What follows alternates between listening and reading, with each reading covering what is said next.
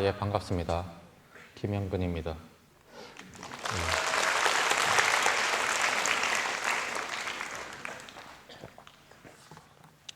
오늘 되게 많이 오셨네요. 한 뭐 5천 명 정도? 예, 끝이 보이지가 않습니다. 예. 사실 이제 제가 강연장을 올 때마다요, 강연을 들으러 오시는 분들이랑 맨날 마주칩니다. 딱 들어오는 자리에서. 근데 아무도 못 알아보세요. 어제는 강남 교보문고에서 강연을 했었는데 저랑 엘리베이터를 같이 탔거든요. 1층에서 23층까지 올라갔는데 못 알아보시더라고요. 근데 제가 그런 분들은 딱 얼굴을 기억을 하고 있습니다. 그럼 나중에 저자 사인회를 할 때요, 이런 말씀 하십니다. 현근 씨 정말 팬이에요. 예, 정말 대략 안습적인 상황이 막 벌어집니다. 예, 근데 오늘도 왠지 그런 상황이 연출될 것 같네요. 마음이 착잡합니다. 없어요? 예. 오늘 화이트보드를 원래 제가 강연할 때 쓰는데, 특히 학습법 강의니까 화이트보드를 쓸 일이 좀 있거든요. 근데 오늘은 마련이 안 됐다고 합니다. 그래서 약간 불편하실 수도 있는데 양해를 바라요. 뭐 많이는 안 쓸 겁니다. 예. 어쨌든 오늘 제가 강연해서 말씀을 드릴 거는, 이게 또 제목이 자기주도 학습법이잖아요. 그러니까 어떻게 학교 공부를 극대화시킬 수 있는가. 저는 이제 모든 공부의 기본이 학교 수업에 있다고 생각을 합니다. 그리고 저도 공부를 하는 과정에서 그 이상 뭔가를 한 적은 없어요, 사실. 그래서 이제 그런 부분들을 좀 자세하게 말씀을 드릴 것이고요. 그 다음에 이제 영어랑 수학, 가장 중요한 두 축이라고 할 수 있겠죠. 그거에 대해서 강연을 좀 할 거고, 암기법, 그 다음에 논술, 독서에 대해서 개략적으로 좀 말씀을 드리겠습니다. 그리고 마지막에는 꿈과 목표에 대한 어떤 그런 말씀을 드리고자 합니다. 예, 제가 학력이 지금 고졸입니다. 그래갖고 뭐 가방끈이 짧아갖고 서론을 길게 하지는 못하겠고요.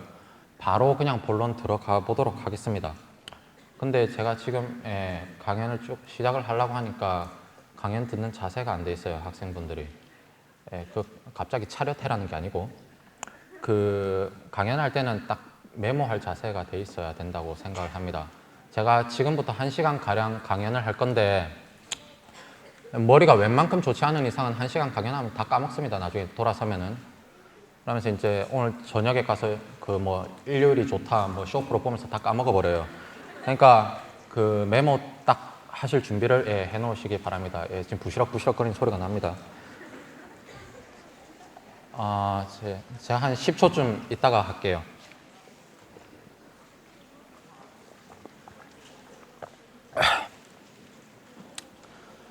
그리고 이제 지방에서 올라오신 분들도 많다고 들었는데, 정말 감사합니다. 정말 감사합니다.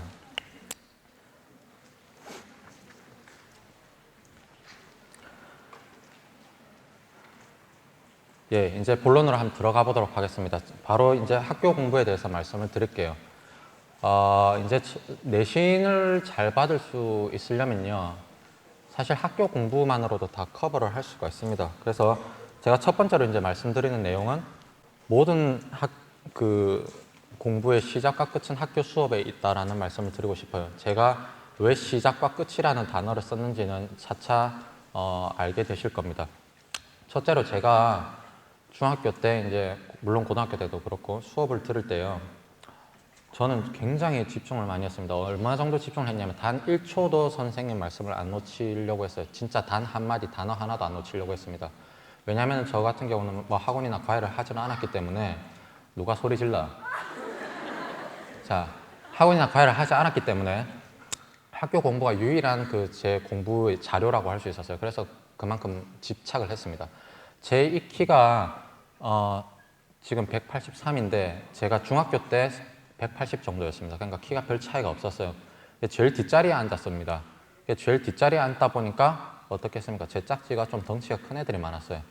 근데 하필이면 그 중에서도 전 지지리도 재수가 없게 전교에서 싸움을 제일 잘하는 친구가 하필 제 짝지였습니다. 근데 이제 이 친구가 수업 시간이든 언제든 저한테 질문을 하면요, 대답을 해주는 게 예의입니다. 왜냐, 안 그러면 맞으니까요. 그래서 이제 인생이란 게 쉽게 묻혀가야 되잖아요. 근데 저 같은 경우는 학교 수업을 듣다 보면 눈에 진짜 말 그대로 뵈는 게 없었습니다. 그래서 얘가 수업 시간에 뭔가 말을 딱 건다면 딱 째려보면서 말 걸지 말라고 했습니다. 근데 이제 얘가 얘는 이제 제가 얼마나 좀 독한 인간인 줄 아니까 더 이상 뭐 태클을 안 걸었어요. 근데 이제 중간에 짝지가 뭔가 수업에 관련된 질문을 할 때도 있잖아요. 예, 지금 선생님 뭐라고 하셨냐. 그러면 이제 제가 말을 합니다. 가르쳐 줍니다. 그러면은 그만큼 한 30초 정도는 제가 선생님 수업을 못 듣잖아요. 그럼 다시 손을 듭니다. 손을 들어서 선생님 정말 죄송한데 지금 하셨던 설명 한 번만 더 해주실 수 있겠습니까? 라고 부탁을 드립니다.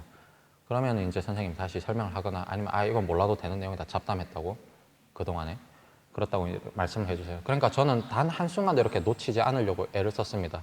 그런 식으로 하다 보니까 저는 이제 1교시 수업 시간 마치고 나면요.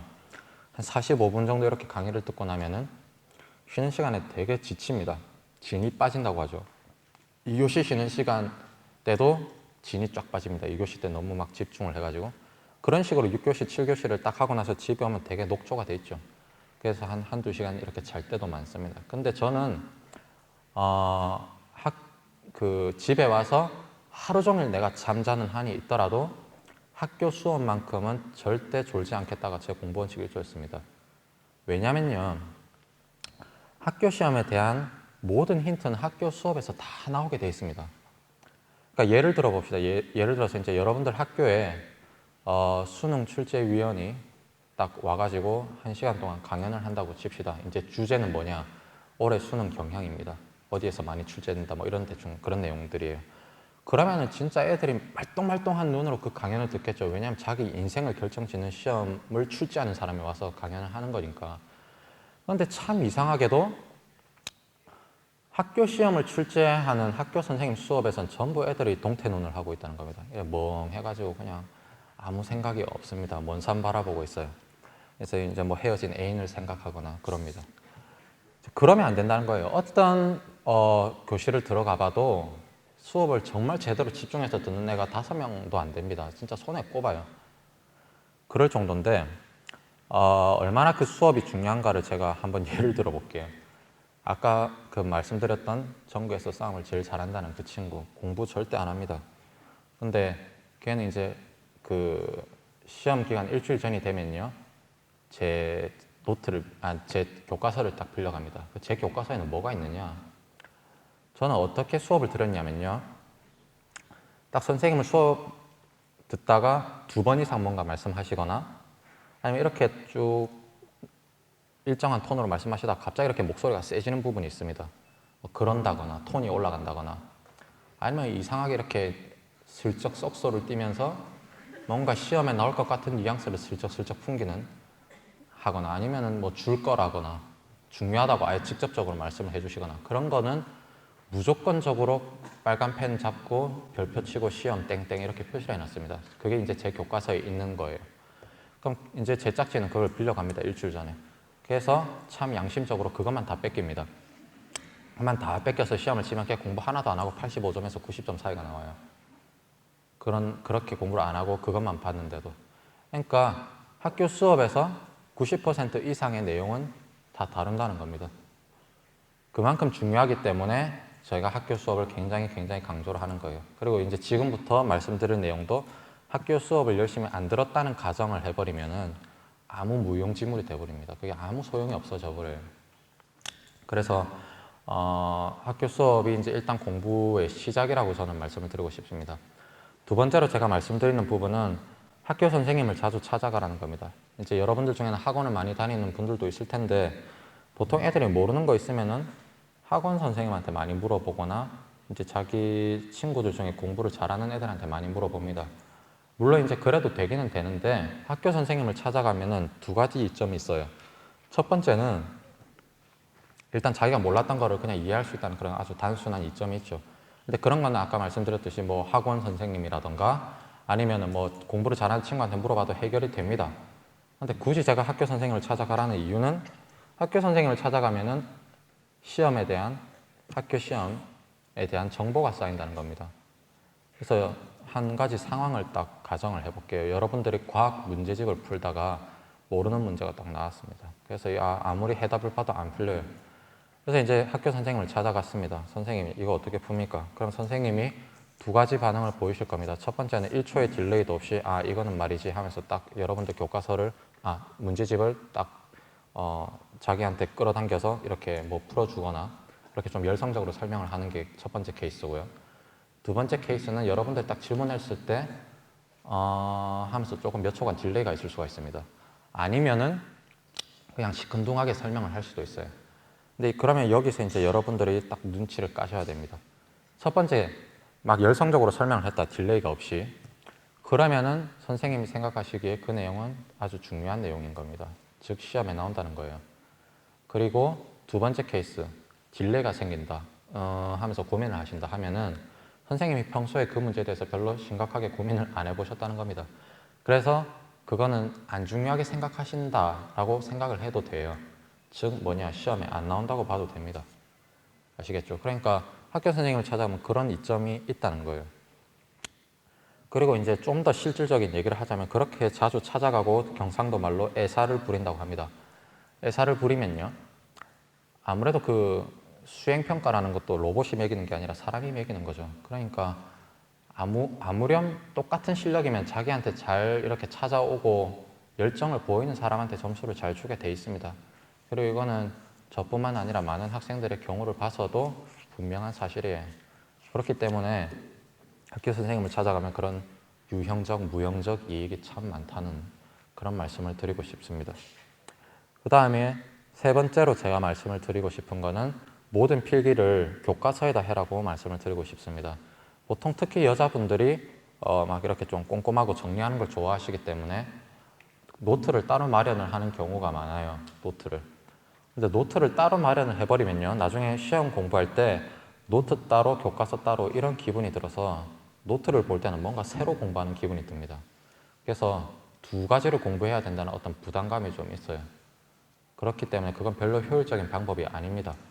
그래서 저는 교과서에 모든 필기를 했고 고승덕 변호사님도 공부하실 때 그렇게 했다고 하더라고요. 저는 몰랐는데 어쨌든 그렇게 이제 했습니다. 왜 그런 교과서에 필기를 해야 되느냐? 교과서에 필기를 하면요, 훨씬 더 나중에 시험 공부할 때 좀 더 유기적으로 다가옵니다. 어떤 말이냐? 선생님이 뭔가 설명을 할 때 중요하다고 강조한 부분은 교과서 해당 부분에다가 별표를 친다거나 아니면 설명을 하면서 이해를 돕기 위해서 모식도나 뭐 아니면 간단한 표라던가 그림 같은 거를 칠판에 이제 그리실 겁니다. 그런 것도 교과서 여백에다가 딱 해놓으면요, 나중에 그 필기한 내용과 교과서의 그 지문 부분이 같이 이렇게 어우러져서 나한테 다가온다는 겁니다. 그렇기 때문에 훨씬 더 효과적으로 암기를 하거나 이해를 할 수가 있어요. 그래서 이제 교과서의 모든 필기를 하라는 말씀을 드리고 싶고요. 자, 네 번째로는 반드시 시험 치기 전에 교과서를 5번 이상 정독해라는 말씀을 하고 싶습니다. 이거는 꼭 지켜주셔야 되는 거예요. 제가 부모님한테 공부에 대해서 받은 가르침이 있다면 유일하게 이거 한 가지뿐입니다. 시험 전에 교과서 5번 이상 꼭 정독해서 읽고 가라. 저는 그것만 이제 지켰어요. 근데도 그거는 굉장히 큰 힘을 지니고 있었습니다. 자, 그러면은 교과서를 5번 읽는다는 건요, 자, 이게 지금 그 학교 수업이 공부의 시작과 끝이라고 했을 때 끝에 대해서 제가 좀 말씀을 드리려고 하는 겁니다. 뭐냐면은 수업을 열심히 들은 사람들한테는 교과서를 5번 읽는다는 것이 그냥 책에 적힌 활자를 읽는다는 게 아닙니다. 그냥 글자를 읽어낸다는 게 아니고요, 학교 수업을 5번 연상한다는 뜻입니다. 정확히 말하자면. 왜 이제 이렇게 되느냐? 학교 수업을 열심히 들었던 사람은 교과서를 딱 볼 때요, 뭐가 중요한 부분이고 뭐가 안 중요한 부분인지를 압니다. 왜냐? 선생님이 학교 수업 시간에 다 설명을 하셨거든요. 뭐가 중요한지 뭐가 안 중요한지는. 그렇기 때문에 예를 들어서 국사 교과서를 한번 생각해 봅시다. 외울 거 진짜 많고 연도도 막 많고 한자어도 많이 나옵니다. 도대체 이거를 어떻게 봐야 될지 만약에 학교 수업을 안 들었던 사람이라면 진짜 앞이 까맣습니다. 이렇게 되면 안 된다는 거죠. 학교 수업을 들어서 딱 흐름을 잡아놓은 상태에서 봐야 내가 어디부터 덤벼야 될지를 알게 되는 겁니다. 그러니까 이제 그걸 읽어나가면서 수업 장면을 연상을 하는 겁니다. 예를 들어서 고려시대 최씨 정권에 대해서 뭔가 설명을 하셨다 하면은 선생님이 그걸 처음부터 끝까지 다 중요하다고 강조를 안 하셨을 거 아니에요. 그 최씨 정권의 어떤 흐름과 과정을 중요시 하셨을 수도 있고 아니면 최씨 정권 이후에 그 무신정변 이후에 고려 시대가 어떻게 변했는지를 강조했을 수도 있습니다. 한마디로 그 의의를 더 강조했을 수도 있어요. 그러니까 그런 거를 알아야 된다는 거죠. 아, 선생님이 이거는 뭐 최씨 정권이 누구에서 누구로 바뀌었는지 이건 별로 중요하다고 말씀을 안 하셨다. 대신에 무신정변 이후에 어떻게 고려시대가 바뀌었는지 그거를 더 강조하셨지 하면서 교과서를 좀 더 입체적으로 읽을 수가 있다는 겁니다. 그러면서 이제 뭐 혹시 선생님이 그 부분에서 재미있게 설명을 혹시 하셨다면은 아, 이때 선생님 참 이런 농담을 하면서 잘 설명을 해주셨는데 이렇게 수업 장면을 딱 하나의 영화처럼 딱 파노라마처럼 연상을 하는 겁니다. 그렇게 됐을 때 훨씬 더 암기가 잘 되고 효율적으로 공부를 할 수가 있습니다. 그래서 이제 모든 학교 공부, 아니 모든 공부의 시작과 끝이 학교 수업에 있다는 건 꼭 명심을 해주세요.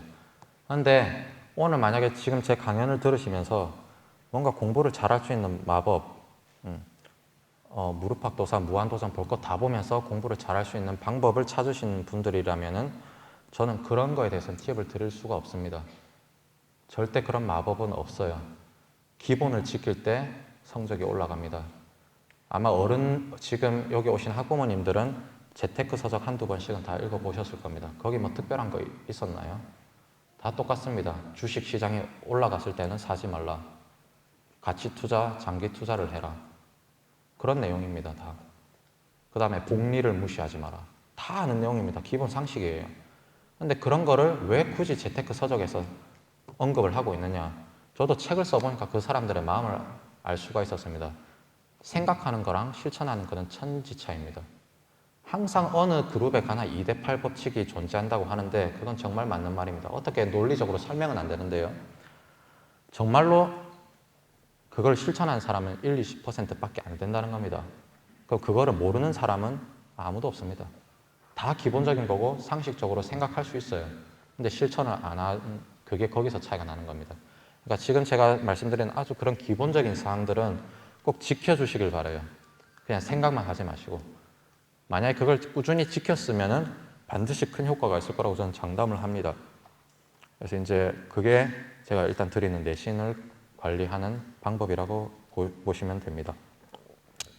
이제 그 다음에 제가 말씀드릴 거는 이제 각 과목별로 어떻게 공부를 해야 되는가에 대한 구체적인 얘기를 드릴 거예요.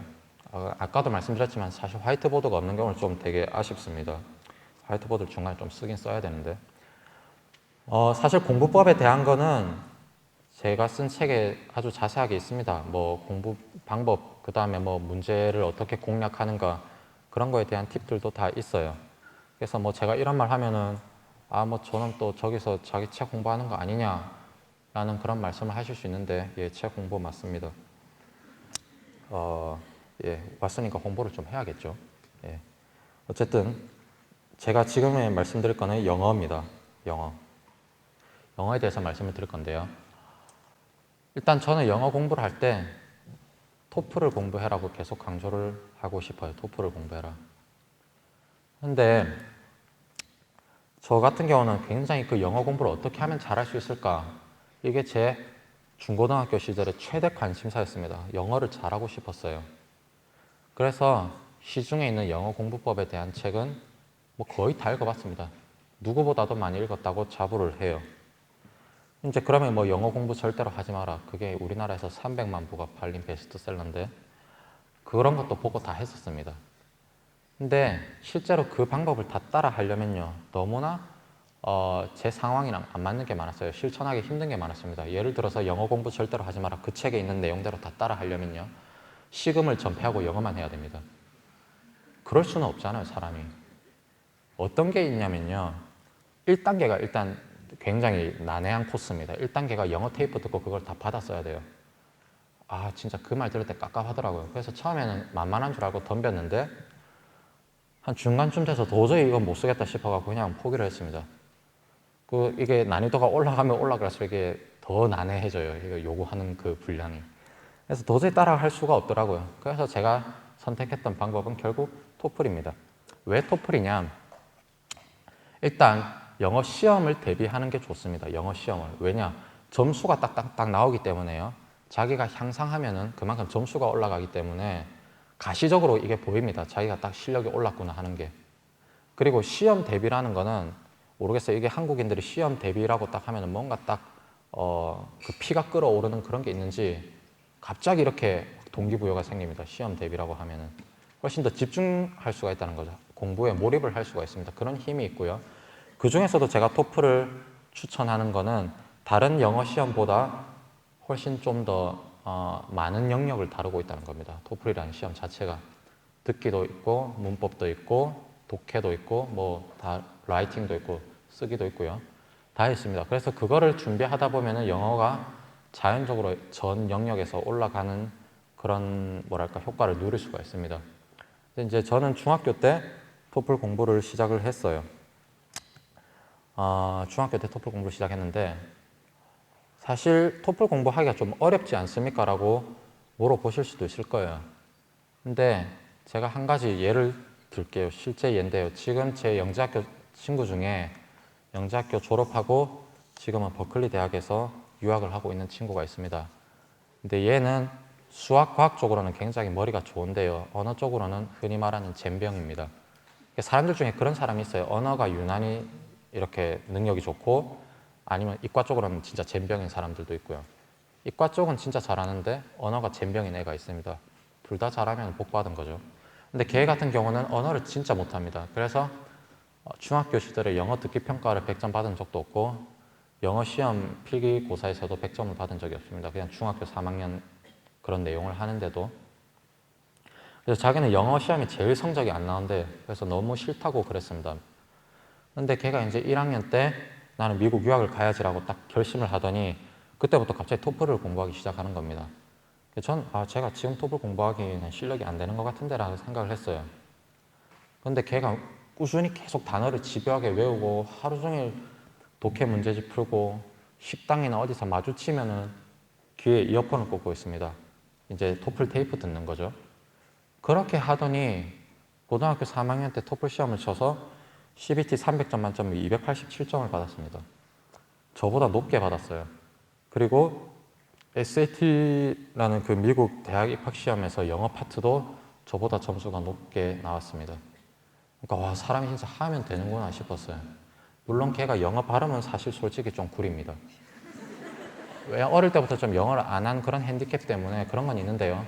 쓰고 읽고 하는 거에는 아무 문제가 없고 어휘력도 정말 좋습니다. 어쨌든 발음이 안 좋긴 하지만은 뭐 또 의사소통에도 크게 문제가 없어요.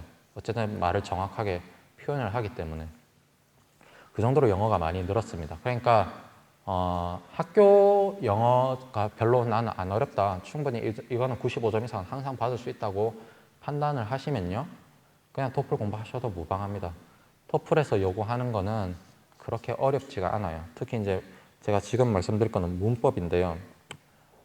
화이트보드가 없는 게 내내 지금 아쉽습니다. 사실 문장을 쓰면서 예를 드는 게 제일 좋거든요. 어쨌든 문법에서 제일 중요한 거는 주어와 동사를 찾는 겁니다. 잠깐 물 좀 마시고 갈게요. 주어와 동사를 찾는 건데요. 주어는 영어로 subject죠. 그래서 subject에 s로 표시를 하시면 되고요. 동사는 verb죠. 그래서 v로 표시를 하시면 됩니다. 그러면 이거를 어떻게 찾느냐? 주어를 찾아라고 할 때는 주어 부분을 찾아라는 게 아니고요. 정말 주어가 되는 단어 하나를 딱 찾아라는 겁니다. 단어 하나를. 그럼 예를 들어볼게요. The Industrial Revolution, 산업혁명이요. The Industrial Revolution which blah blah blah blah 하면서 이제 which가 그걸 수식을 합니다. revolution을. 거기서 주어가 되는 건 그냥 revolution이라는 거예요. 아시겠죠? 그러니까 단어 하나를 일단 딱 S 표시를 하세요. 동사도 마찬가지입니다. 동사 부분을 찾아라는 게 아니라 진짜 동사 역할을 하는 진짜 동사 하나를 V로 표시를 하라는 겁니다. 그럼 나머지는 어떻게 합니까? 연필로 줄을 쫙쫙 꺼버리세요. 어떤 거를 줄을 끊느냐? 두 가지를 줄을 껐습니다. 전치사 뒤에 따라 나오는 거예요. 계속 제가 문법 용어를 써서 저도 좀 언짢은데 어쨌든 전치사, in, at, for 등등이 있죠. 그런 것들 전치사 뒤에 따라 나오는 부분들은 다 지우세요. 다 지우고 그 다음에 관계대명사라고 있죠. 사람은 who로 수식을 하고 사물은 which로 수식을 하고 that으로 수식을 하고 그런 게 있습니다. 그럼 그 뒷부분은 또 다 줄치세요. 왜 줄치느냐? 문장 구조에 아무런 영향을 안 미치기 때문입니다. 그러면 그 SV 그것만 표시를 하면은 뭐 문법이 끝납니까? 예, 끝납니다. 그것만 하시면 돼요. 저는 그것만 한 달을 했는데 그거를 하고 나니까요. 나중에는 SV 표시 안 해도 아무리 긴 문장을 봐도 내가 어디로 딱 그 문장을 봤을 때 눈을 가리켜야 될지가 바로 나왔습니다. 주어에 눈이 일단 가고 그 다음에 진짜 동사에 눈이 가고 그렇게 하면서 제가 단어를 아는 한 해석이 안 되는 경우가 없었어요. 그러니까 그게 굉장히 큰 힘을 지니고 있습니다. SV. 이제 그럼에도 불구하고 약간 다른 문법 지식을 알아야 되지 않느냐 하실 수가 있는데 예, 약간 뭐 도치라던가 이런 것들은 알아두는 게 좋겠죠. 사실 주어와 동사가 이렇게 위치가 바뀌어 버리니까 그런 걸 모르고 보면은 이게 뭐야 할 수가 있습니다. 이제 그렇다고 해서 우리가 흔히 말하는 성문 종합 영어, 뭐 성문 기본 영어 이런 거에 두꺼운 영문법 책 절대 보지 마세요. 그거 별로 그 효과적인 방법이 아닙니다. 그래서 저 같은 경우는 그런 책들을 쭉 분석을 해서 아 진짜 주어 동사 찾는 거 외에 알아둬야 되겠다 싶은 그런 문법들은 제 책에 따로 페이지를 마련해서 정리를 해두었습니다. 뭐 두세 페이지 될 거라고 보는데 그거 보시면은 딱 정리가 될 겁니다. 아마 1시간만 보고 있으면 끝이 날 겁니다. 그러면은 그 주어 동사 찾는 거 제가 지금 말씀드렸고요. 그 책에서 그 한 3페이지, 4페이지 되는 거 그거 1시간 동안 딱 보면은 영어 문법 끝납니다. 더 이상 볼 필요가 없어요. 그러면 나머지는 어떻게 해야 되느냐?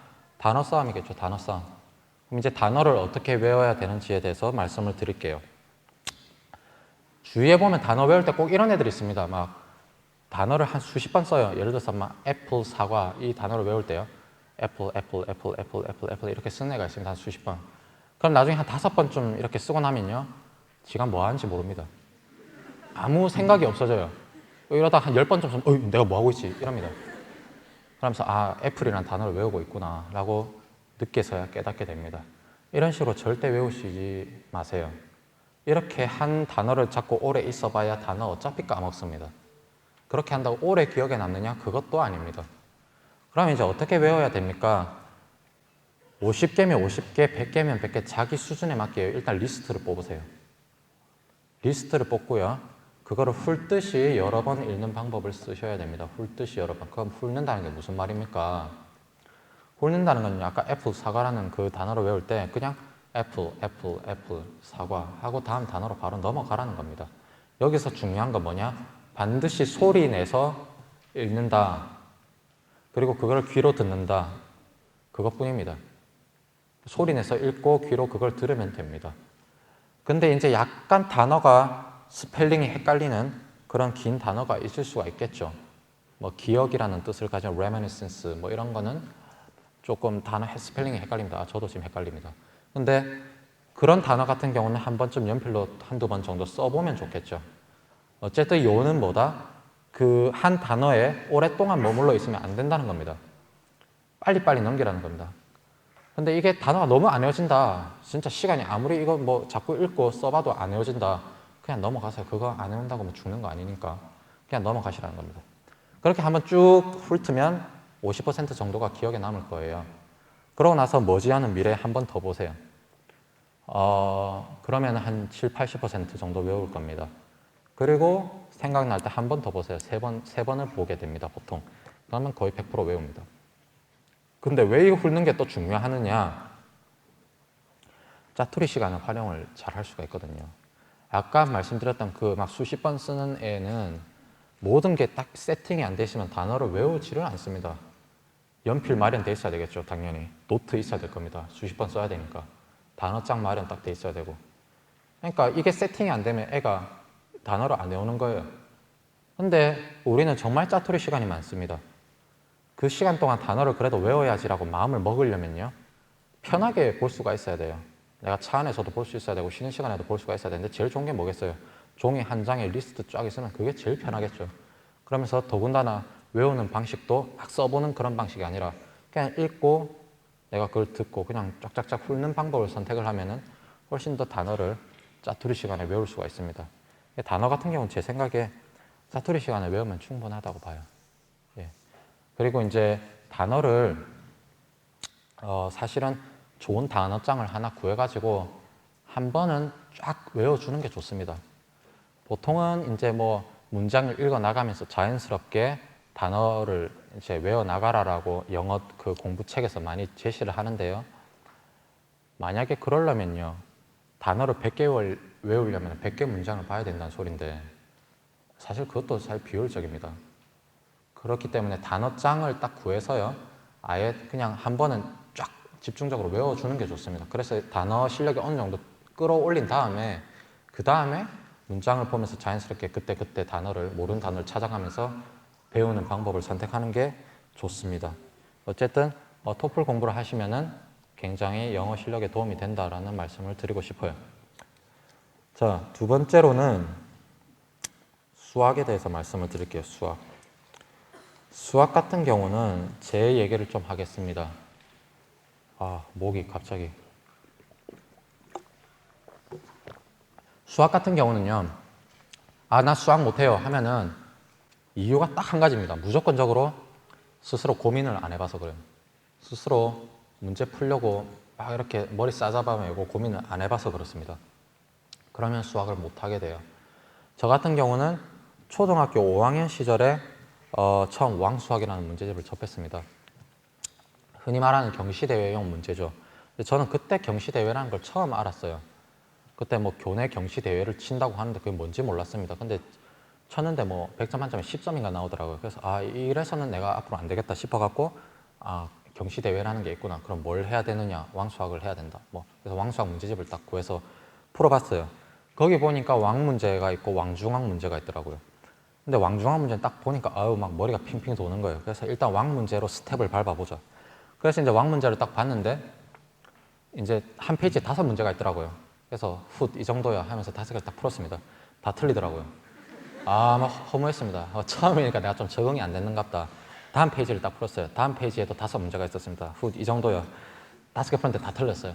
이거 뭐야 하면서 진짜 제 자신한테 화가 나더라고요. 그래가지고 문제집을 막 꾸깃꾸깃 해가지고, 왜 그런 경험 한 번씩 있을 텐데 진짜 문제집 확 꾸겨가지고 집어 던졌습니다. 그러고 나면서 이제 3초 뒤에 후회하죠. 저 문제집 써야 되는데 이러면서 이제 구석에서 다시 슬 가져와갖고 문제집을 쫙쫙 펴입니다. 그래서 이게 왜 안 풀리지 이렇게 고민을 했어요. 그런 거를 5학년 내내 1년간 했었습니다. 근데 한 보름쯤 지나니까요, 그 왕수학 문제집을 처음 접하고 나서 보름쯤 지나니까 슬슬 제 혼자 풀 수 있는 문제가 많아지기 시작하더라고요. 그러니까 그렇게 막 고민을 해보니까 전문용어로 들쑤신다고 하죠. 이 방법 저 방법 들쑤셔보는 겁니다. 겐또를 쳐볼까 끼워 맞춰볼까 오만 방법을 다 동원을 해보는 겁니다. 어쨌든 죽어도 해답은 안 봤어요. 그렇게 하다 보니까 점점 제 스스로 푸는 그 문제가 많아지기 시작했습니다. 그랬는데 중학교 1학년 때는요, 중학교 2학년 부분을 공부를 했습니다. 그러니까 1년을 이제 앞서서 공부를 했어요. 근데 그때 이제 연립방정식이라는 걸 배웠습니다. 연립방정식. x 더하기 y는 8, 2x 더하기 3y는 12, x랑 y는 뭐냐, 뭐 이렇게 묻는 거 있죠. 그거를 이제 했는데 뭐 가간법, 대입법 어쩌고 저쩌고 하더라고요. 하나도 이해가 안 됐습니다. 정말 나는 바보로 태어난 것인가, 막 이런 생각이 들더라고요. 왜냐하면 제 주위의 친구들은 학원에서 그거를 진짜 아무렇지도 않게 공부를 다 하더라고요. 근데 전 당연히 저도 할 수 있을 줄 알고 덤볐는데 안 됐습니다. 그래서 집에 와서 막 오바이트를 하고 그랬어요. 너무 스트레스를 받아가지고.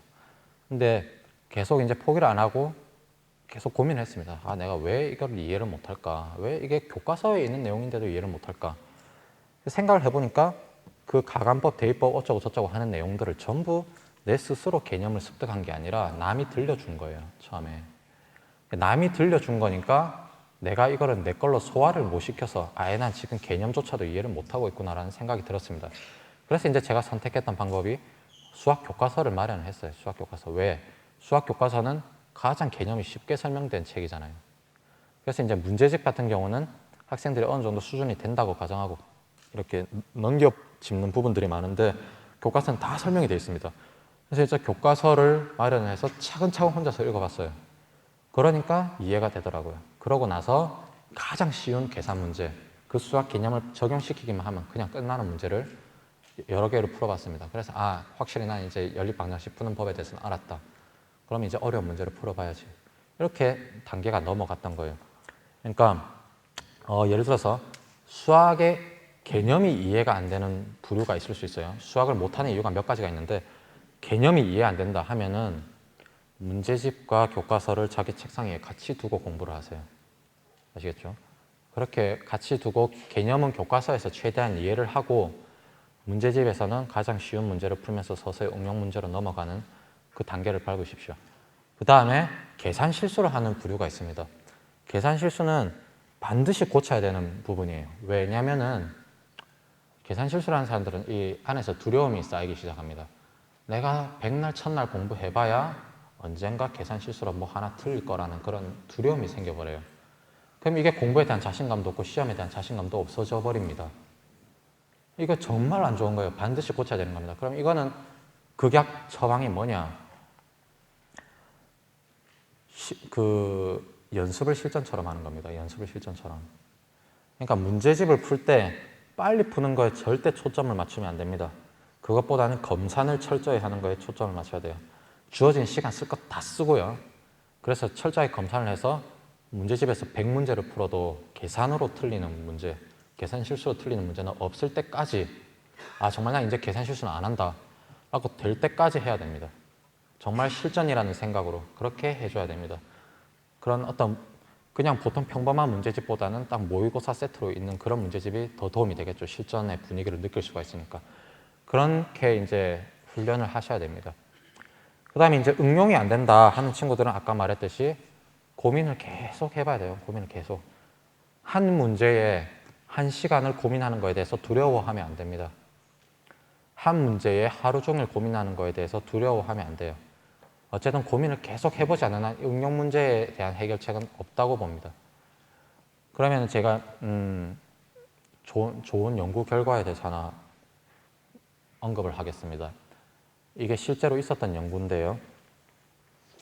중학교 3학년 중하위권에 있는 학생들 8명을 뽑아서 이 8명의 학생들을 각각 한 사람씩 한 방에 넣었습니다.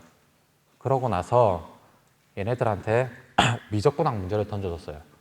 중3 중하위권에 있는 학생들한테. 당연히 모르죠. 미적분학 뭐 들어본 적도 없고 이거 풀 엄두가 안 나죠. 고등학교 이과생들이 푸는 건데. 그래서 이제 막막했겠죠, 처음에는. 그런데 정말 신기하게도 3일째 되던 날 그 중에 8명 중에 3명이 그냥 풀었습니다, 그걸.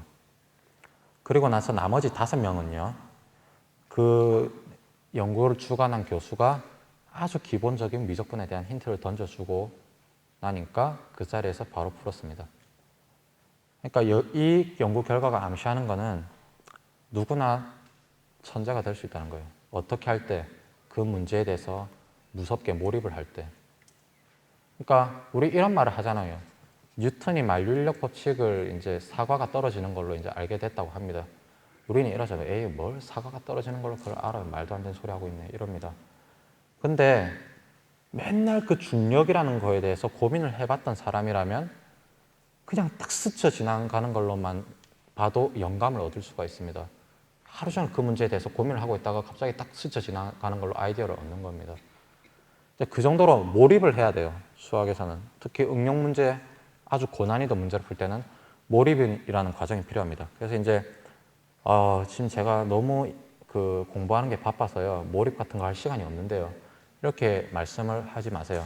제가 장담하건대 자기가 어떤 과목이 부족하다라고 했을 때는 2개월만 자기 스스로한테 시간을 주세요. 2개월만.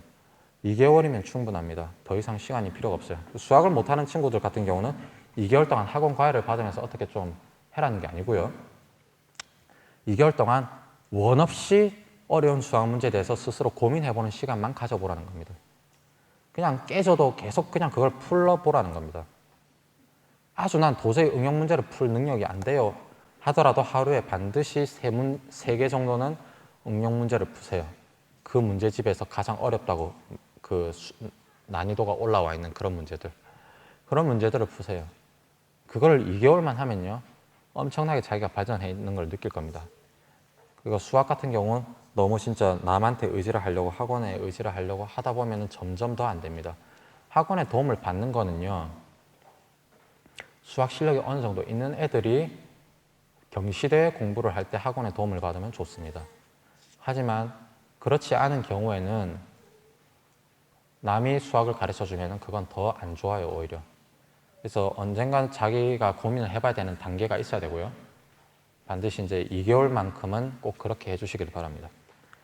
자, 그 다음에는 암기에 대해서 말씀을 드릴게요. 이 주위에 보면은 암기를 도저히 못하겠다는 사람들이 많아서 제가 이제 어떻게 암기를 했는지에 대해서 말씀을 드리고자 합니다. 첫 번째로 말씀드리고 싶은 거는요. 암기를 싫어하는 사람은 있을 수가 있어요. 싫어하는 사람, 체질적으로. 생각하는 걸 더 좋아하고. 근데 암기를 못하는 사람은 없습니다. 자기가 안 해서 그렇지. 안 하려고 해서 그렇지. 암기를 누구나 잘 할 수 있다라고 생각을 하셔야 됩니다. 그리고 실제로 그렇고요. 근데 암기를 할 때 중요한 건 뭐냐면은 사실 기본은 그거예요. 수업을 열심히 들어라는 겁니다. 왜냐면은 그런 방대한 사회 교과서랑 국사 교과서를 볼 때요. 그 많은 내용을 다 암기할 수 없습니다. 저도 그건 절대로 불가능해요. 근데 그렇게 할 수 있었던 이유는 수업을 열심히 들어서 뭐가 중요하고 뭐가 안 중요한지, 뭐를 암기해야 되고 뭐를 그냥 지나쳐도 될지를 알기 때문에 별로 공부할 분량이 많지가 않았기 때문입니다. 그래서 일단 제일 중요한 건 수업을 열심히 듣는 거고요. 좀 더 실질적으로 방법론에 대해서 말씀을 드리자면은 절대 문장을 외우지 말라고 말씀을 드리고 싶습니다. 키워드로 외우라고 말씀을 드리고 싶어요. 제가 뭐 하나 예를 들어 보겠습니다. 묘청에 나는 고려시대에 발생하였다라는 문장이 있다고 칩시다. 그럼 이걸 묘청에 나는 고려시대에 발생되었다 이런 문장을 외우지 말고요. 키워드만 그냥 보시기 바랍니다. 뭐겠습니까? 묘청고려죠. 묘청고려. 그렇게 딱 외우는 겁니다. 근데 지금은 제가 되게 쉬운 문장, 짧은 문장을 예시로 들었기 때문에 그렇지만 어려운 문장, 그리고 외우기 힘든 문장이 있다고 가정을 해봅시다. 아시겠죠? 그럼 일단 묘청고려가 됩니다. 아, 이것도 너무 길다. 4글자나 된다. 더 줄여봅시다. 그 제일 앞 글자만 따서 묘, 고 이렇게 해봅시다. 묘고 이게 무슨 뜻이냐? 아무 뜻도 없습니다, 사실. 묘고인데 어떻게든 외워야 되니까 자기가 이거를 끼워 맞춰야 돼요. 어떻게 의미를 부여하도록. 그럼 앞뒤를 바꿔봅시다. 고묘가 됩니다. 고려시대 묘청 이런 뜻이죠. 고묘가 됩니다. 고묘는 그럼 무슨 뜻이냐? 이것도 역시 아무 뜻 없습니다. 왜 이렇게 자꾸 아무 뜻 없는 단어를 제가 연속시키느냐?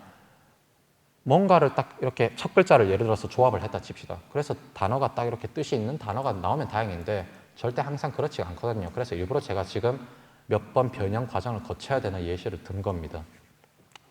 그럼 고묘가 돼요. 고묘는 아무 뜻도 없으니까 이걸 말을 조금 바꿔봅시다. 고모로 해볼게요. 고모. 이모 말고 고모가 되겠죠.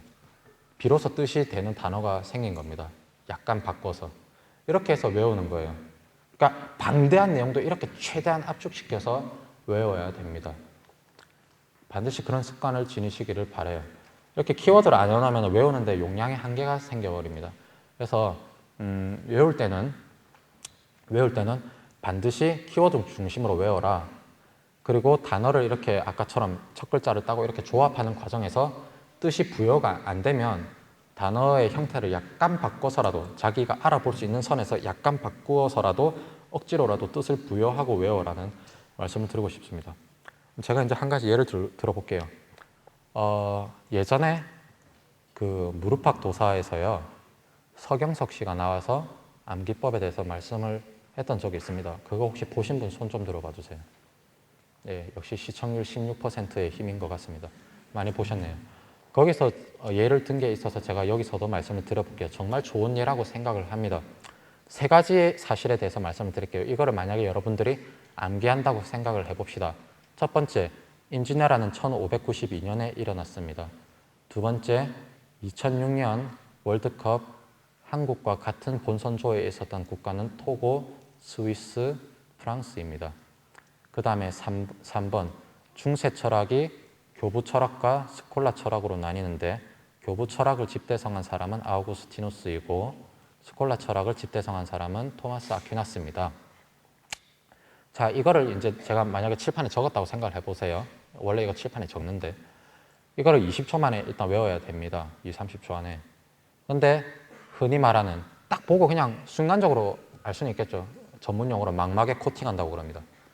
근데 이제 그거는 아무 쓸모가 없어요.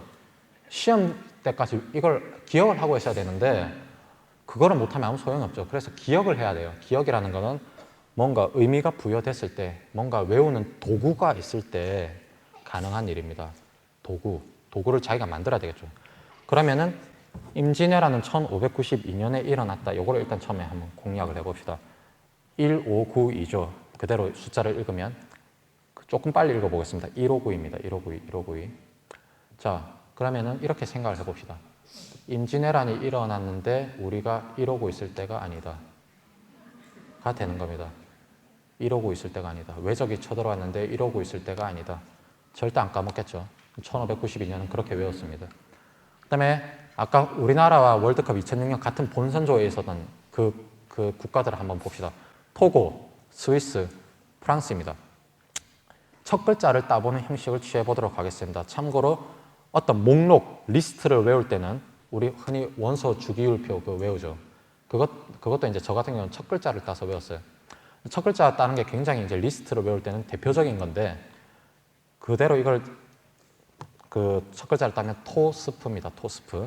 토스프인데 토스프가 뭔 뜻이냐? 토스프가 아무 뜻도 없죠.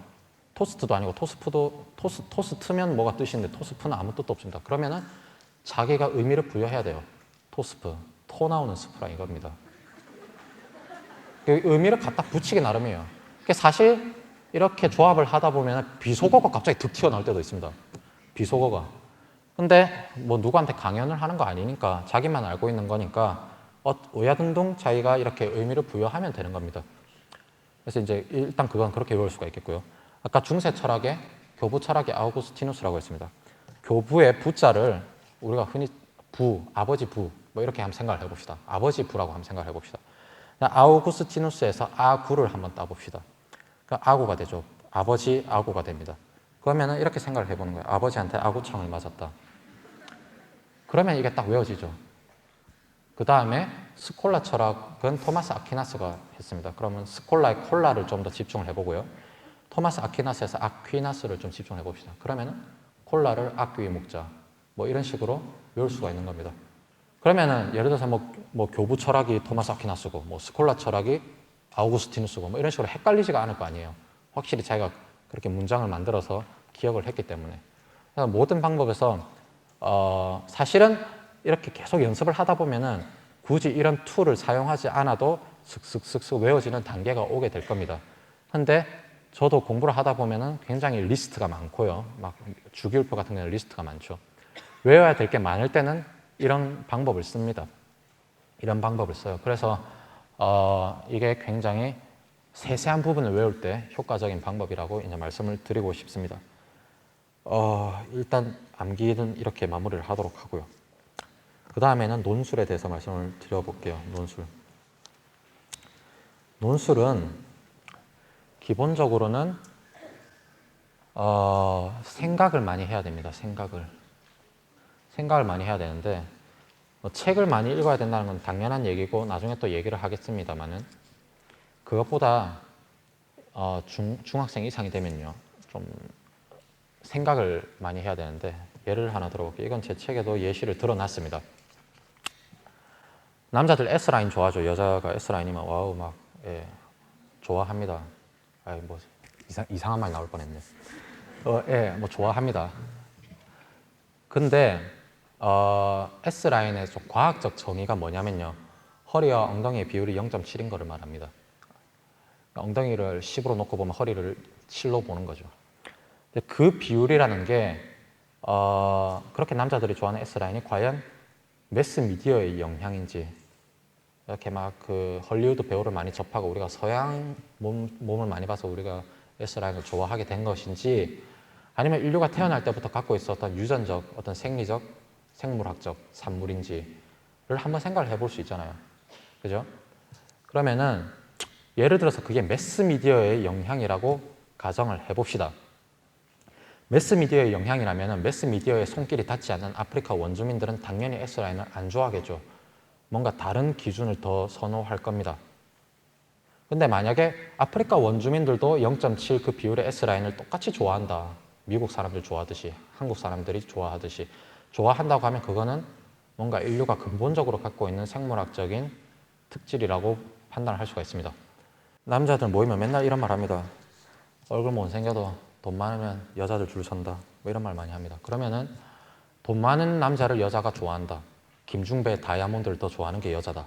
라고 이제 일단 뭐 보통 얘기가 많이 됩니다. 그럼 돈 많은 남자를 왜 여자가 좋아할까를 한번 생각을 해봅시다. 남자를 괜히 에이 이 속물 같은 여자를 이러지 말고 한번 생각을 해보는 겁니다.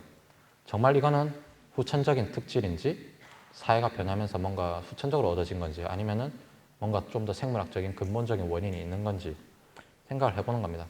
그럼 저 같은 경우는 그걸 좀 더 생물학적, 유전적인 특질로 생각을 해볼게요. 그럼 어떤 논리를 전개할 수가 있느냐? 여자는 남자랑 다르게 임신기간이 있습니다. 임신기간. 그럼 임신기간 동안은 굉장히 위험에 노출이 많이 돼 있겠죠. 왜냐하면 옛날에 수렵 그런 채집 생활을 할 때는 위험에 많이 노출이 돼 있을 겁니다. 그럼 자기를 보호해줄 수컷이 필요해요. 그럼 보호해줄 때는 뭐 어떤 걸 가장 큰 기준으로 내세우겠습니까? 물리적인 힘, 정력이라고 하죠. 파워를 중요시 할 거고요. 사회적인 지위, 약간 고등 생물체에 있어서는 사회적인 지위를 볼 겁니다. 권력이죠. 근데 이 자본주의 사회에서는 그 권력이라는 게 돈으로 많이 이렇게 환원이 됩니다. 그렇기 때문에 여자는 생존을 하기 위해서 좀 더 권력 있고 돈이 많고 정력 있는 남자를 선호하도록 진화해왔다라고 생각을 해볼 수 있는 겁니다. 이런 식으로 자기 나름대로 뭔가 논리를 전개를 해보는 거예요. 맞든 틀리든 그건 중요한 게 아닙니다. 논리적이기만 하면 돼요. 그래서 이런 거를 생각을 해본다던가 택시 값이 오르고 있습니다. 1,600원 했다가 1,700원 했다가 1,900원 합니다. 그러면 왜 경제는 어려워지고 하는데 택시 값이 오르느냐를 생각을 해보는 거죠, 한번. 이런 식으로 평소에 어떤 현상에 대해서 생각을 해보는 거. 이거는 뭐 시간이 드는 것도 아니고 그냥 잡담할 시간에, 오락할 시간에 그냥 가만히 소파에 앉아서 생각을 해볼 수 있는 문제입니다. 그러면서 이제 자기가 나 이거 답을 찾아봐야 되겠다 해서 뭐 네이버 지식인에 물어보면 더 좋겠죠. 어쨌든 그런 식으로 생각을 많이 하는 게 굉장히 도움이 많이 됩니다. 이게 논술의 핵심이에요. 근데 이제 뭐 논술을 일단 써야 되니까 그 뭐라고 해야 되나 서론, 본론, 결론 이런 거 쓰는 방법, 그 다음에 문장을 쓰는 방법 뭐 이런 것들에 대해서 좀 더 구체적인 거는 책에 정리가 돼 있습니다. 그래서 그런 부분들은 책을 보시면 어떤 표현은 삼가해야 되구나, 결론은 어떻게 시작해야 되구나 뭐 이런 건 다 있어요. 그리고 인터넷에 들어가도 너무나 무궁무진한 자료가 많습니다. 그리고 지금 뭐 조선일보라든가 중앙일보, 동아일보 같은 데서는 논술 같은 거는 이제 교육 칼럼 같은 게 딱 연재가 돼 있습니다. 이렇게 논술 강사들이 이렇게 논술을 써야 된다. 또는 뭐 2007년 대입 논술에서 이런 거 대비해야 된다. 다 있습니다. 그런 거 보고 준비하시면은 아무 무리가 없어요. 그래서 그런 논술에 대해서는 일단 부담감을 갖지 마시고, 그다음에 이제 실생활 속에서 좀 더 쉽게 할 수 있는 방법, 이건 특히 어린 학생들이 좀 귀 기울여 들었으면 좋겠는 건데 부모님이랑 대화를 많이 하세요. 그리고 선생님이랑 대화를 많이 할 수 있으면 좋습니다. 왜 그러느냐? 또래 친구들이랑 얘기를 해도 뭐 좋긴 한데 그것보다는 어른들이랑 얘기를 하는 게 더 좋습니다. 어른들이랑 얘기를 나누다 보면요, 자기가 쓰는 단어의 격조가 약간 더 높아집니다.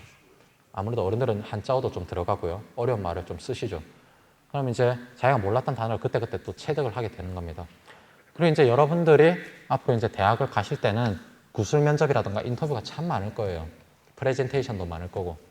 그런 상황에서 평가하는 사람들이 다 누굽니까? 어른들이죠. 어른들 중에서도 공부를 많이 했다고 흔히들 말하는 교수님들이 하십니다. 저 같은 경우도 뭐 삼성 장학금 인터뷰라든가 프린스턴 인터뷰가 다 교수님들이 하셨어요.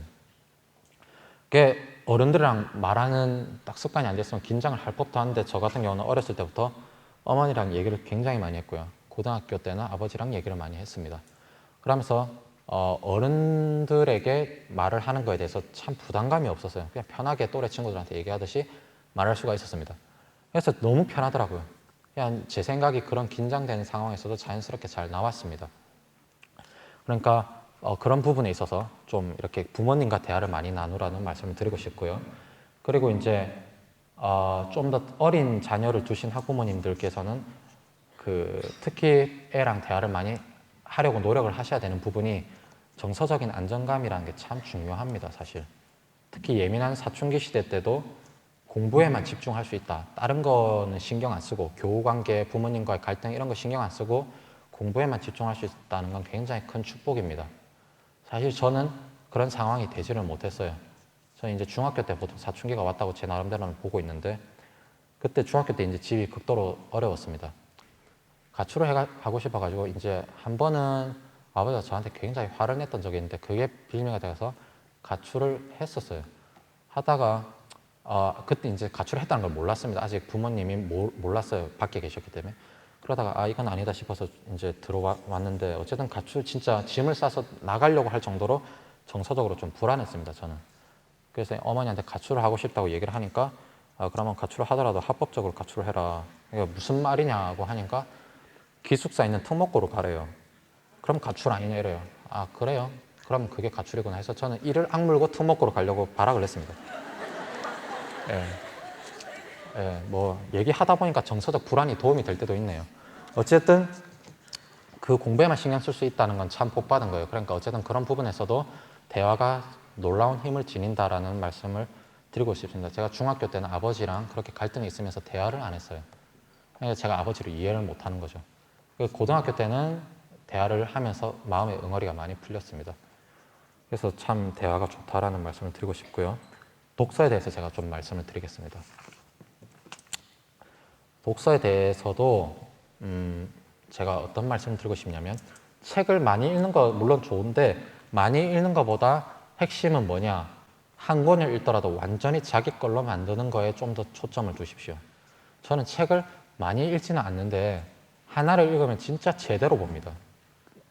예전에 이제 뭐 제가 초등학교 6학년 올라갈 때 홍정우 씨의 7막 7장을 봤을 때는 홍정우 씨가 쓴 글이 너무 멋있는 거예요.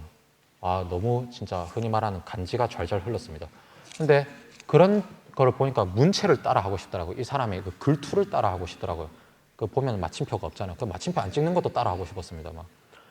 이제 그러다 보니까 작가의 문체까지도 이렇게 모방을 할 정도로 그 책을 굉장히 읽고 또 읽고 해서 완전 내 걸로 좀 만들려고 노력을 많이 했습니다. 그래서 하나를 읽어도 제대로 읽는 게 필요한데 제가 하나 예를 들어볼게요. 이것도 사실 칠판에 한자로 좀 멋있게 딱 써줘야 이게 멋이 나는데 그냥 말로 하겠습니다. 성상근 습상원이라는 말이 있어요. 여기 성은 성질할 때 성자고요. 상은 서로 상자고요. 근은 가까울 근자입니다. 습상원 할 때 습은 습관할 때 습자고요. 상은 역시 서로 상, 원 할 때는 멀원입니다. 이게 맹자가 했던 말이에요. 맹자가 했던 말인데 뜻을 풀이를 하자면 그 사람은 성선설을 주창을 했잖아요. 성선설을 주창한 맹자가 이 말을 왜 썼느냐? 사람의 본질은 다 똑같다, 가깝다. 그렇지만 이 사람이 하는 일과 습관에 따라서 그 본질이 점점점 멀어진다라고 얘기를 했습니다. 이제 그게 성선설을 이제 뒷받침하는 가장 어떤 그 원리가 되는 문장인데 저는 이걸 어디서 봤느냐? 신영복 씨가 쓴 나의 동양 고전 독법 강의라는 책에서 봤습니다. 그럼 이 책을 지금 제가 다 읽었느냐? 안 읽었어요. 4분의 1만 읽었습니다, 지금. 그리고 이 말은 그저께 알게 된 거예요. 그저께. 근데 이제 왜 제가 이런 예를 드느냐? 그게 성상근 습상원이라는 말이 한자어겠죠. 당연히 책에도 한자가 같이 있습니다. 그러면은 한자니까 나 이거 뭐 어려운 말 안 알고 있을래 이렇게 해서 넘길 게 아니라요. 마음에 드는 구절이 있으면은 외워보라는 겁니다. 그렇게 해야 자기 있게 되니까. 그렇게 해야 남들 앞에서 말을 할 수가 있고 논술 시험에서 한 문장이라도 더 멋있게 쓸 수가 있으니까요. 그러니까 마음에 드는 구절은 직접 외워보는 그런 자세도 필요한 겁니다. 목민심서에서 정약용이 관은 민을 위해서 존재한다고 했습니다. 관은 관료를 말하는 거겠죠. 민은 백성을 말하는 거겠죠. 그러면 이 문장을 어디에 쓸 수 있느냐? 공무원의 부정부패에 대한 논술을 쓸 때 결론 첫 문장으로 쓸 수가 있습니다. 이런 식으로 뭔가 한 구절, 멋있는 구절 외워두면요. 논술 같은 데서 아니면 대화를 하는 데 있어서 좀 더 있어 보이게 자기의 지식을 표출할 수가 있다는 겁니다. 그러니까 완전히 자기 걸로 만들어내는 것이죠. 저는 4분의 1밖에 안 읽었고 그 중에서도 너무 마음에 드는 구절이 많았습니다. 그래서 제가 동양 철학을 너무 좋아하는 거이기도 하지만요. 어쨌든 그런 구절들은 다 발췌를 해서 따로 외워둬요. 이제 그렇게 하실 때 좀 더 독서가 효과가 있고, 그렇게 한 책을 딱 마스터하고 나면은 엄청 점프를 합니다. 자기 생각하는 수준이나 그런 것들이, 지식도 그렇고요. 그렇기 때문에 정말 이 책이라는 게 효과가 크구나 해서 앞으로 더 읽어 나갈 동기가 생기는 겁니다. 근데 만약 그냥 피상적으로 그래서 쓱 읽었다, 남는 게 없거든요. 그러면 뭐야, 책 읽으면 도움이 된다는데 도움 하나도 안 되네, 이래 버립니다. 그럼 다음부터 책을 안 읽게 되죠. 그러니까 꼼꼼하게 읽어라라는 말씀을 드리고 싶어요. 아시겠죠? 그 다음에 지금 초등학생들 혹시 오셨으면 좀 제가 말씀을 드리고 싶은 거는요, 초등학교 때 제가 큰 도움을 받았던 책 중에 하나는 위기철 씨의 책입니다. 위기철 씨가 쓴 대표적인 책인 논리야 시리즈예요. 논리야 시리즈. 논리야 반갑다, 논리야 놀자, 논리야 고맙다라는 그 책 시리즈가 있습니다. 그 책도 도움이 많이 됐고요. 철학은 내 친구라고 해서 이제 철학을 이제 어린이들이 쉽게 접근할 수 있도록 쓴 책이 있습니다. 그래, 그분이 쓴 책은 굉장히 교육적인 거예요. 그래서 그 책은 초등학생들이 읽기에 굉장히 도움이 많이 됩니다. 그리고 책을 읽을 때 만화 같은 거를 볼 때도 먼 나라 이웃 나라 같이 좀 양서를 보시기 바랍니다. 자기가 그런 비주얼이 들어간 책을 더 좋아하면 그런 거를 위주로 봐도 됩니다. 어쨌든 자기가 일단 책을 놓는 습관을 들여서는 안 되고요. 항상 책을 가까이 하는 습관을 기르고 한 권을 읽을 때는 제대로 읽어내라는 말씀을 드리고 싶습니다. 자, 그 다음에 제가 이제 마지막으로는 목표에 대해서 이제 말씀을 할게요. 꿈과 목표에 대해서. 사실 저는 지금까지 이렇게 쭉 공부 방법에 대해서 얘기를 했지만서요, 제일 중요한 거는 자기의 꿈이랑 목표입니다. 이게 없으면 아무것도 될 수가 없다고 말씀을 드리고 싶어요. 아무것도 될 수가 없다. 그러니까 나는 죽어도 이거다, 이것 아니면 죽는다라는 어떤 그런 간절한 목표를 빨리 찾아야 됩니다. 저 같은 경우는요, 초등학교 5학년 말에 홍정호 씨의 7막 7장을 읽기 전에는 딱히 목표가 없었습니다. 근데 이제 제가 그때 공부를 딱 어느 정도 했었냐면은 특출나게 잘하는 게 아니었어요. 그러니까 이게 적당히 잘 했습니다. 반에서 이렇게 1, 2등 하는 거를 장담을 못할 정도였어요. 열심히 그냥 안 하면 당연히 성적 떨어지는 거고, 열심히 딱 하면은 반에서 1등 하는 거고, 그 정도 했었습니다. 더도 말고 덜도 말고. 그래서 제가 생각할 수 있는 세상은 한 반이었어요. 한 반이었어요. 그래서 전교에서 제일 잘한다, 전교에서 1등이 돼야 되겠다라는 거는 별로 상상할 수가 없었고, 욕심도 없었고, 왜 그래야 되는지 몰랐습니다. 근데 홍정호 씨의 7막 7장을 딱 그때 읽고 나서는 나도 미국의 세계 최고의 대학을 가야 되겠다 라는 목표가 딱 생겼습니다. 그때부터는 최고가 돼야 되겠다는 결심을 했어요. 그 이후로는 제 마음가짐이 어떻게 바뀌었느냐면 1등이 아니면 시도를 안 했고, 남들과 다른 특별한 길이 아니면 걷지를 않겠다고 다짐을 했습니다. 스스로에게. 그러고 나서 계속 그걸 지켜나가려고 노력을 했어요. 어떻게 하면 남들보다 더 뛰어날 수 있을까? 어떻게 하면 최고가 될 수 있을까? 어떻게 하면 홍정호 씨처럼 이렇게 완벽한 삶을 살 수가 있을까? 라고 그런 생각을 했습니다. 그러다 보니까 자꾸 저를 채찍질하게 되고 제 옆에 있는 사람이 경쟁 상대가 아니었던 거죠. 보이지 않는 상대를 향해서 계속 저를 이렇게 몰아갔습니다. 이제 그렇게 하는 와중에 영재학교에 시험을 치게 됐어요. 근데 이제 영재학교 시험을 칠 때 영재학교를 저는 꼭 가야 됐습니다. 왜냐면은 저희 집이 그때 고등학교로 유학을 갈 수 있는 형편 절대 아니었고, 이제 대학을 유학을 가고 싶은데, 그것도 장학금을 타서 가고 싶은데, 가려면은 뭔가 이 영재학교 말고는 길이 없다는 생각을 했어요. 이게 제 유일한 그 유학을 갈 수 있는 통로였습니다. 안 되면은 나는 그냥 국내 대학을 가야 된다라고 생각을 했었어요. 근데 이제 저는 그때 목표가 미국에 있는 최고의 대학이었기 때문에 이제 그거는 제 스스로 용납을 할 수가 없었죠. 그래가지고 영재학교로 가야 되는데, 저는 그 전까지 과학을 공부해 놓지를 않았습니다. 불행히도. 그래서 이제 벼락치기를 하기 위해서 문제집을 막 마련을 했어야 되는데, 문제집을 쭉 이렇게 리스트를 뽑아서 대충 비용을 계산을 해보니까 한 10몇만 원 나오는 거예요. 그래서 그때 제가 중학교 3학년 때 정말 막 집이 되게 어려웠었습니다. 그래서 차마 10몇만 원 그거를 부모님한테 달라고 말을 못했어요. 말을 못했고, 그래서 이제 제가 그 막 신문 배달이나 그 다음에 뭐 서면이라는 시내가 있습니다. 막 우리 지금 치면 신촌, 강남역 뭐 이런 데예요. 그런 데서 전단지 돌리는 아르바이트를 했어요. 친구한테 물어보니까 전단지 돌리는 게 가장 수당이 세대요. 그래서 그런 걸 했었습니다. 그래서 이제 돈을 한 30만 원 정도 모았어요. 그래서 문제집을 마련을 하고 그 다음에 대전에 시험을 치러 갔어야 되는데 그런 차비까지 다 이제 충당을 했습니다. 그걸로. 아버지 어머니는 몰랐어요. 제가 그렇게 막 영재학교를 혼자서 준비하는지를 몰랐습니다. 일부러 말씀을 안 드린 거기도 하고요. 어쨌든 근데 저는 앞만 봤습니다. 그냥 영재학교를 붙어야 된다는 이거 그 절박함 말고는 아무것도 눈에 뵈는 게 없었어요. 그렇게 해서 이제 영재학교를 들어갔습니다. 영재학교를 딱 들어가고 나니까 너무 애들이 잘 공부를 하는 거예요. 진짜 공부를 너무 잘하는 거예요. 저보다 훨씬 머리도 좋고 선행학습도 많이 돼 있고 중학교만 갓 졸업한 애들이 무슨 대학 과목을 다 떼고 온 거예요. 아 이건 진짜 승산이 없는가 해서 그렇게 막 포기할 뻔도 했지만은 그 목표가 너무 간절했기 때문에 아까 제가 죽어도 이거다라는 거를 말씀을 드렸는데 진짜 전 죽어도 그런 미국의 최고 대학을 가는 게 목표였습니다. 정말 어떻게 보면 장님처럼 맹목적이라 할 정도로 죽어도 그거였습니다. 그래서 절대 여기서 물러날 수 없다. 그리고 저는 영재학교를 진학할 때 아버지의 엄청난 반대를 뿌리치고 갔습니다. 아버지는 이제 제가 이과 체질이 아니라고 해서 영재학교 진학을 반대를 하셨어요. 근데 저는 이과 체질이고 문과 체질이고 뭐든 간에 그거는 건 다 필요 없고 유학 가려면 나 이 학교로 가야 된다는 생각밖에 없었습니다. 그래서 제가 식탁에서 좀 버릇없는 행동이지만 숟가락을 확 던지면서요. 내가 나중에 크게 성공해도 영재학교 입학 못하면 내 아버지 평생 원망할 거라고 했습니다.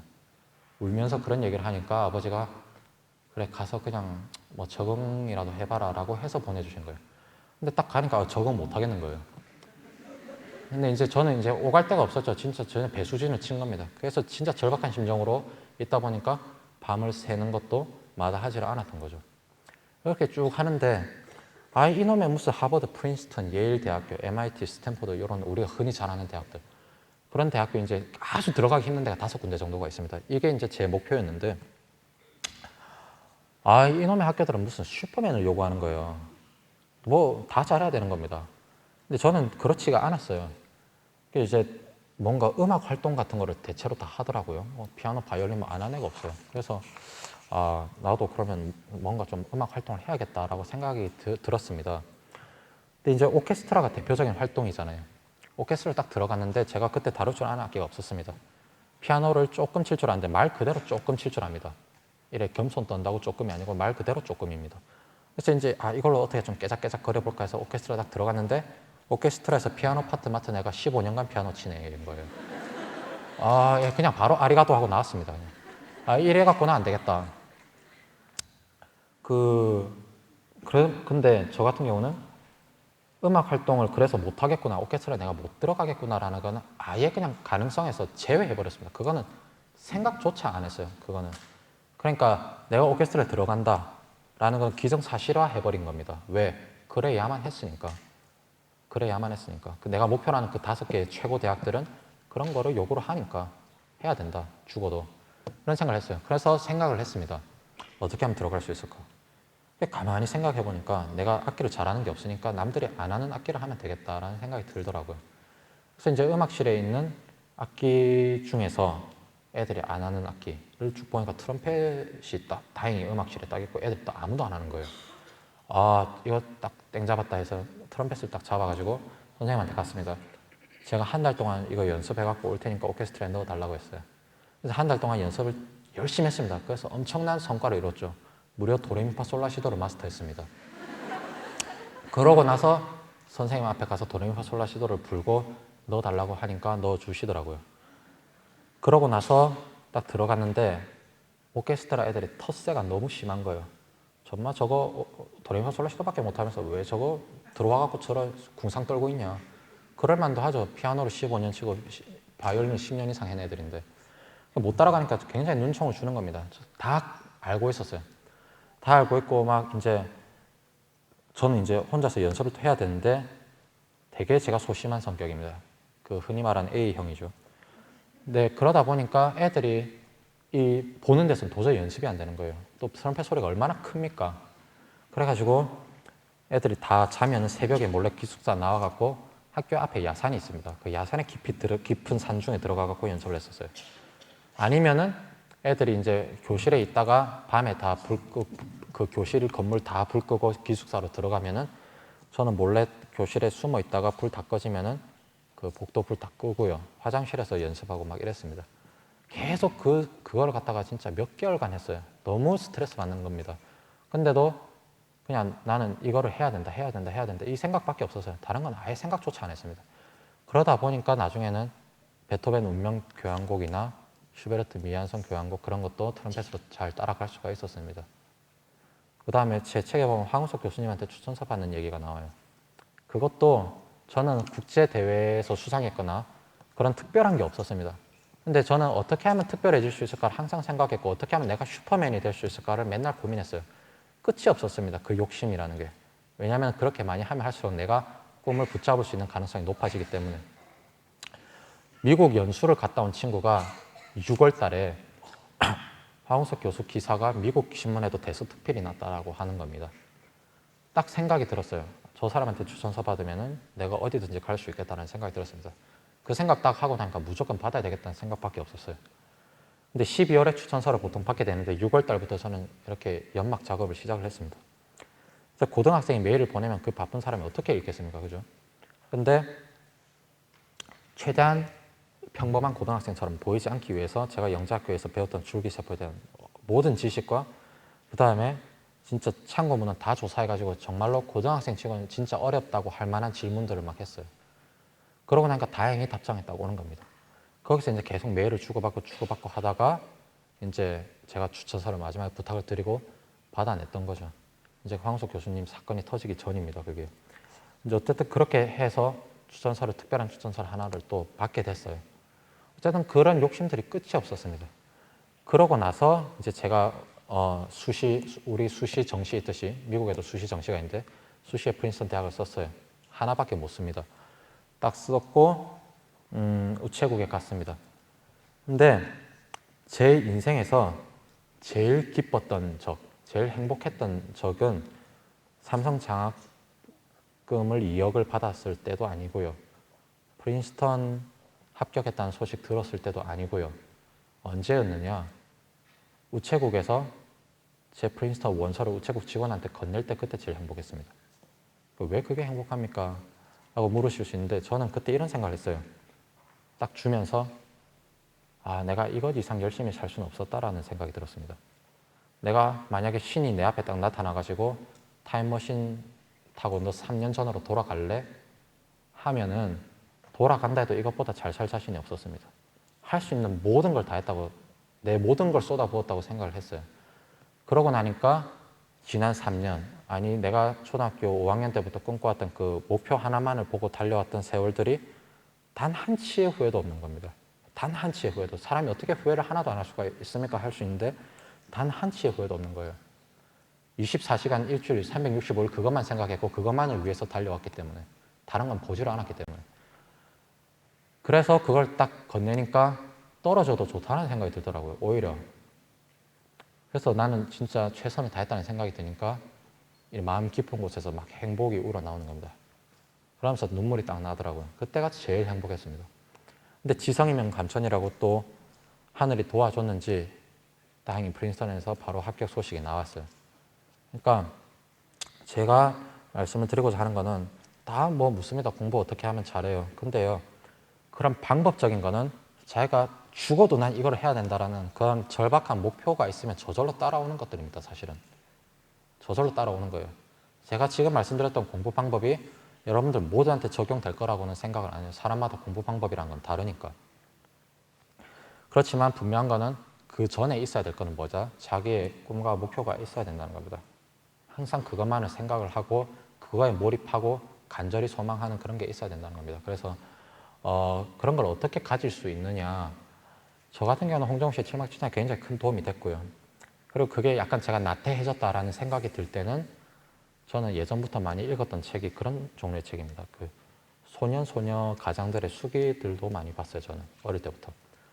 그 책을 이제 아버지가 그냥 무슨 복지재단에서 갖고 오신 건데 그런 책들을 보면은 그 어린 친구들이 부모님도 없고 아니면 알코올 중독자인 아버지랑 같이 살면서 하루하루 끼니를 걱정을 해야 돼요. 공부하기도 참 바쁜 애들인데 그럼 걔네들은 새 지우개, 새 연필 하나 어떻게 구해도 너무 행복해하는 그런 애들입니다.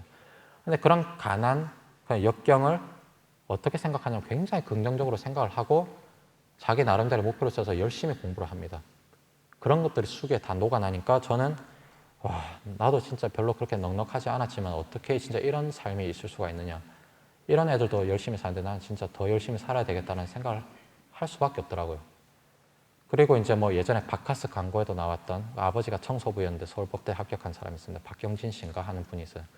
그 사람이 쓴 책도 보고 장성수 씨의 공부가 가장 쉬웠어요 라는 책도 보고 어쨌든 저보다 진짜 어려운 환경에 있었던 사람들이 나름대로의 노력으로 정말 좋은 대학에 가고 큰 성공을 거둔 그런 이야기를 많이 봤습니다. 그런 걸 보면서 저 자신한테 자극 주는 거를 멈추질 않았어요. 나태해지는 걸 허용하지 않았습니다. 그래서 이제 그런 책을 통해서 보는 것도 굉장히 많은 도움이 됩니다. 그러니까 어쨌든 목표와 꿈을 반드시 가져야 된다. 그게 없으면 진짜 아무것도 해낼 수가 없다는 것을 말씀을 드리고 싶습니다. 그래서 이제 여기 저보다 아직 나이가 어린 학창 시절을 겪고 있는 학생분들이 많이 오셨는데 여러분들 앞으로 정말 건투를 빌면서 강연을 마치도록 하겠습니다. 감사합니다.